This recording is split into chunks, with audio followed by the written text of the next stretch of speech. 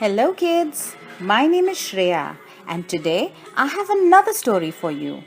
But before we start the story, let me ask you a question. Have you seen this animal before? Do you know what it's called? It's called a tortoise. The right pronunciation is tortoise. Tortoise. Today we have a story of the tortoise and its friend the hare. But before we get on to the story, say that with me one more time. Tortoise. Tortoise. Let's get on to the story. This story is called The Hare and the Tortoise again.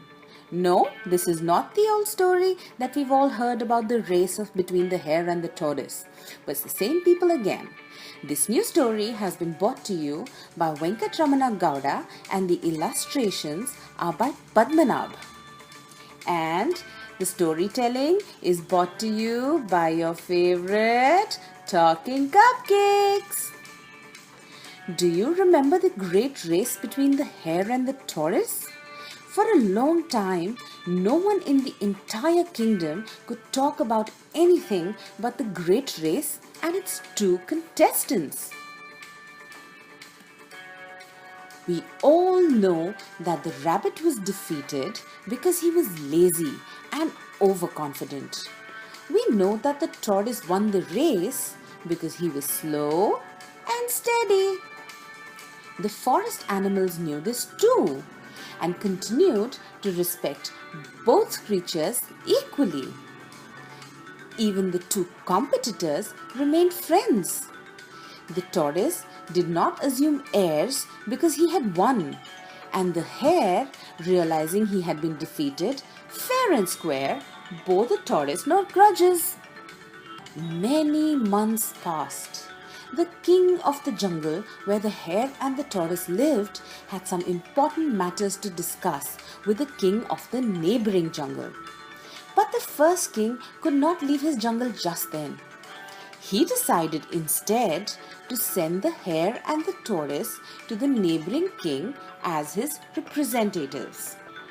At least one of you must go to the neighboring kingdom, ordered the king, when the hare and the tortoise had presented themselves. I want you to discuss certain important matters with the king there and come back to me with his thoughts on those matters. Now go, he said as he dismissed them. And mind, you only have a day to complete the task. The road to the neighboring kingdom was not smooth or easy. It was rocky and full of thorns. There were also two rivers to cross on the way.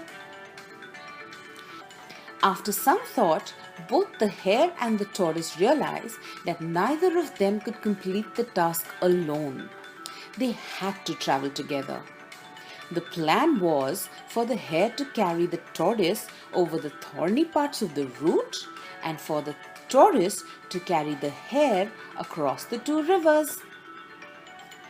The next day, they collected the various messages from their king and were ready to go.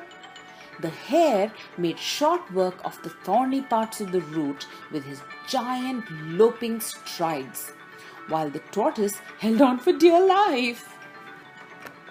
When they came to a river, they switched places and the hare clambered onto the tortoise's back. The tortoise swam across the river swiftly and gracefully. Once both the rivers had been crossed, it did not take them long to arrive at the neighboring kingdom.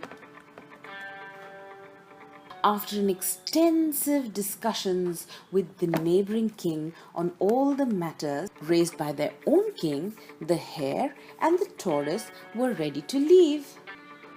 The return journey was even smoother than the onward journey, since both the hare and the tortoise now knew exactly what to do. The two old rivals had worked together so well that they reached their king a few hours before the deadline. Thank you for listening to our story.